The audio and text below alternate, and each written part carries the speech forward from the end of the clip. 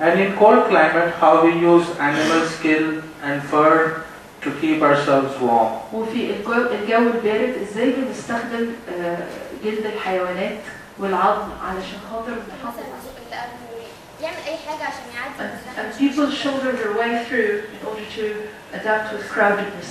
بس انا قصدي الطريقه اللي احنا بنتكيف بيها صح ولا غلط. But we are looking for correct ways of adaptation. Are we adapting correctly?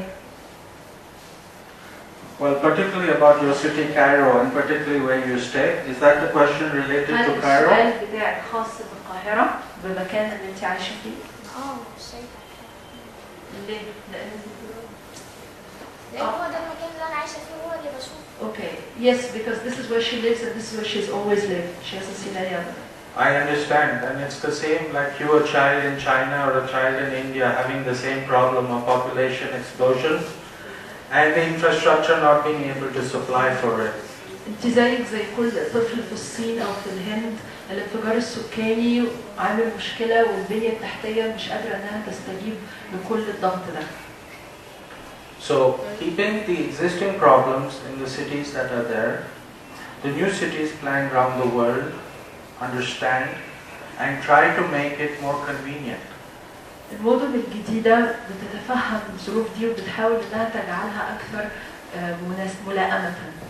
For the future population. للمستقبل، للسكان في المستقبل. You see, the people and the government. الشعب والحكومة. It's like a marriage. You cannot do without each other. The government needs the people need the government. العلاقة ما بينهم زي الزواج بالظبط، محدش يقدر يعيش من غير التاني، الحكومة ما تقدرش تعيش من غير الشعب وتحتاج الشعب، والشعب أيضا يحتاج الحكومة ولا يستطيع أن يعيش بدون. The government is there to solve the problems and the people are there to help it. والحكومة موجودة علشان تحل المشاكل، والناس موجودين علشان يساعدوا الحكومة في ده. This happens everywhere in the world. وده بيحصل في كل مكان في العالم. Even in Japan. وحتى في اليابان. When you don't use them. وليه بتسيبوا أجهزة الكمبيوتر بتاعتكم شغالة لما انتوا بتكونوا بعيد عنها مش بتستخدموها؟ Why do you let the mobile telephone overcharge the battery when you don't need to? وليه بتسيبوا الموبايل في الشاحن حتى بعد ما بيتشحن؟ I can tell you hundreds of things that each one of you can do in your own house, in your daily life to make a difference. But how many of you want to do it? أقدر أقول لكم على مئات الطرق اللي كل واحد فيكم يقدر يعملها من بيته وتعمل فرق. Because if you don't do it, you will be giving a bigger problem of Cairo to your grandchildren. لأنكم لو ما نفذتوهاش هتبقوا بتورثوا أحفادكم مشكلة أكبر، والقاهرة هتبقى أزمة أكبر أمامهم. It's your house you keep clean. It's your city you can keep clean. هو بيتك اللي أنت تقدر تحافظ على نظافته، وبالتالي مدينتك تقدر تحافظ على Nothing stops you from doing that. ومفيش أي حاجة تمنعكم عن ده. If 10 people start cleaning the city, 100 will follow. لو 10 بدأوا ينظفوا المدينة، كل الناس at least be the first 10, if not the 100. على الأقل كونوا من أول 10 مش أول 100. Does that answer your question? هل ده بيرد على سؤالك كده؟ Okay. Coming back to Burj Khalifa, it's the tallest building in the world built in Dubai. برج خليفة هو أطول مبنى في العالم وهو موجود في دبي في الإمارات. It's 160 floors. من 160 طابق. How many of you live on the 7th floor in your house, in your building? كم واحد فيكم ساكن في الدور السابع؟ 5th, 7th floor, how long does it take to go up to the 7th floor in your lift? بياخد منك وقت قد إيه إنك تطلعي الدور السابع في الأسانسير؟ 5 minutes. 5 minutes. What about you? How long does it take? Yeah, 5 minutes in the lift. In this building, in Burj Khalifa, to go from the ground floor to the 124th floor, it takes you 60 seconds. في برج خليفة علشان تطلع من الدور الأول للدور 120 بتاخد دقيقة. So when it comes to adaptation, you have to adapt even when it comes to a lift. شفتوا انتوا لازم تتكيفوا حتى لما In your way of life. لأنها أسلوب حياة.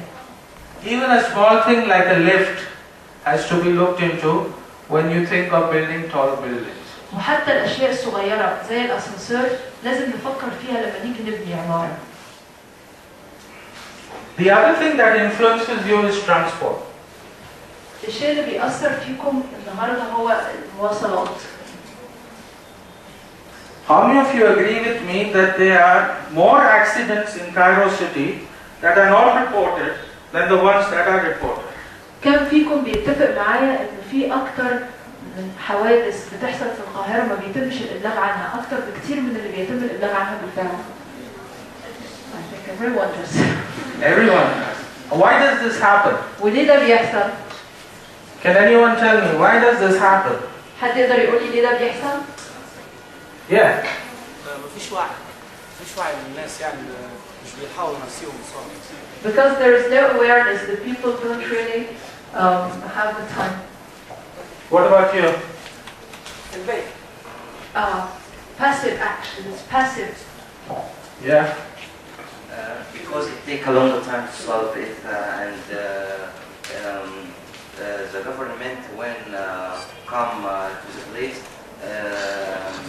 I can't get my fair. ما اقدرش احصل على حقوقي. قولي بالعربي. لا حتى لو البلاغ هياخد وقت كبير، هياخد وقت كتير علشان يجي يحل لي المشكله بتاعتي. السلام مش هاخد كل حاجه دي. خوف ان هو يتورط، يعني هو يكون هو اللي. Why do you want a big accident in Cairo when it comes to pollution? لما تعرفوا ازاي تحموا نفسكم من وقوع الحادثة أصلا. So when they know how to prevent an accident, what's the second part, please? Why are you not able to prevent the big accident of Cairo, the pollution? Accident is happening every day and you're sleeping on it. والحادثة الكبيرة اللي أكبر من كده وبتحصل كل يوم هي التلوث، وده أنتم مطنشينه يعني متجاهلينه ونايمينه. And do you know why? عارفين Do you ليه؟ know why it's happening?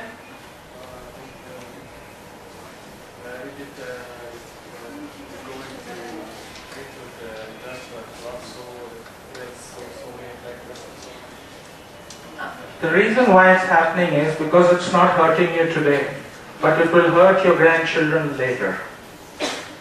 Environment is very important because what you do today is responsible action for your grandchildren later. النهارده البيئة مهمة جدا لأنه اللي هيألمكم وحاسين بيه بسيط دلوقتي هيبقى ألم أعظم وأشد بالنسبة لأحفادكم. Please take care, just like you do on the roads, not to have an accident. Please take care on the pollution. At least pick up the piece of paper and throw it away. من فضلكم Be an example to someone. خلوا بالكم وكونوا مثل لأي حد آخر. زي بالظبط ما بتحرصوا إنكم وأنتم ماشيين بحسب ورقة ملوثة لشكل الشارع. The more paper you pick up, the more weight you will lose. The better it is for your health. كل ما هتشيلوا. But all of us use different types of transportation. Correct? كلنا بنستخدم أساليب مختلفة في المواصلات مش كده؟ وسائل مواصلات مختلفة. Further away from Cairo city, you have people sitting on a donkey, someone sitting on a horse carriage. في بره القاهرة بيستخدموا الحمار وفي بينتقلوا على الكاريتا أو العربية الكهربائية. أول ما دخلت القاعة كنت بدور على بس دلوقتي. Since I entered this hall, I've been looking for a waste paper bin and I didn't find one. I will give you all my email.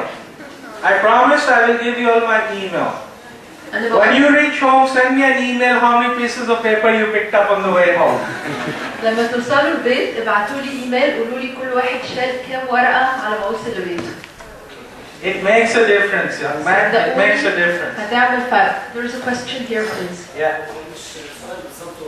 ليه ما يكونش التوجيه الاعلامي في نشر الوعي بدل ما بنشر في الكوره وبدفع فلوس كتيره في عرض مباريات وكده، اوجه مثلا اعمل يوم عالمي للنظافه، اليوم ده بعد كده هنقله كل شهر بعد كده كل اسبوع. He has a suggestion. He thinks about the mass media. Why don't they focus on an international day for environment conservation, one day perhaps in a week or even in a month, for young men to collect the bin, to collect waste instead of focusing on the football matches and football stars. Why don't you students in Cairo University start for the university itself? ليه انتوا كطلاب جامعة Start in القاهرة keeping it as the cleanest university in the whole of Africa. ليه ما تبتدوش انتوا بجامعاتكم وتبقوا انظف جامعة في افريقيا There's كلها؟ nothing wrong in doing that. مفيش فيها اي شيء مشين او يعيبكم. You all should be proud students to say that I have the cleanest university. I picked up all the garbage outside the university and I made my university clean. لازم تكون عندكم الفخر بان جامعتكم هتبقى انظف جامعة في افريقيا. انا كطالب وطيت ونظفت جامعتي وشلت كل الزبالة وخرجتها بره. وده بحد ذاته هدف كبير جدا. Just start doing that. The university has places you can throw the garbage outside that you find. ابدأوا بالجامعة، ابدأوا بانكم تنظفوا الجامعة وتوجدوا الاماكن اللي ترموا فيها القمامة. And you'll make a difference. وهتعملوا فرق.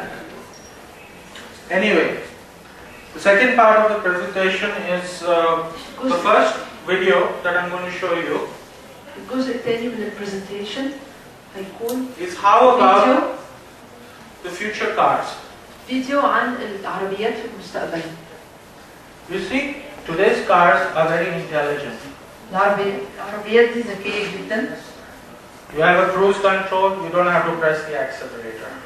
You have an automatic gearbox, you don't have to change the gear.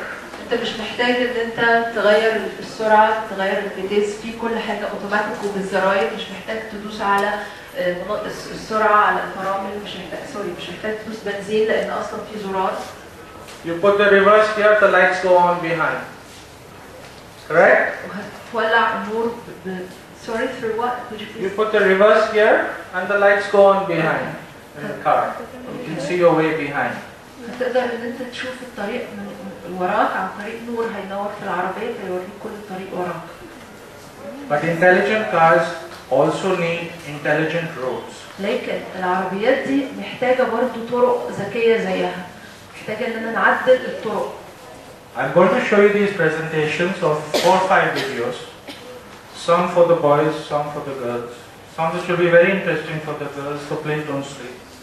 من فضلكم ما تناموش، الفيديو ده هيوريكم حاجات ممكن تكون مسلية للبنات وحاجات مسلية للولاد. But unfortunately it's all in English. I can't give it in Arabic. ولكن للأسف هي كلها بالإنجليزي وأنا مش هقدر. If you have any questions, you can ask me after the video. لو عندكم أي سؤال تقدروا تسألوني بعد ما يخلص الفيديو.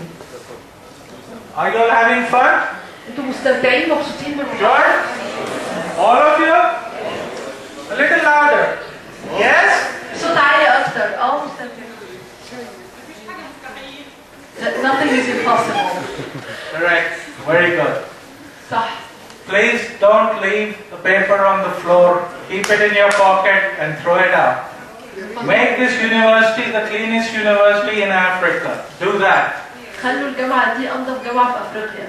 Thank you for your time and it was wonderful teaching you. She has a question, I think. Yes, sorry. She says that she's learned that she should start with herself. Thank you. Anybody else? You? Okay.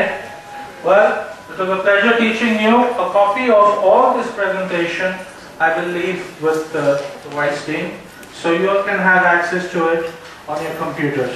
Thank you once again. Thank you, Professor.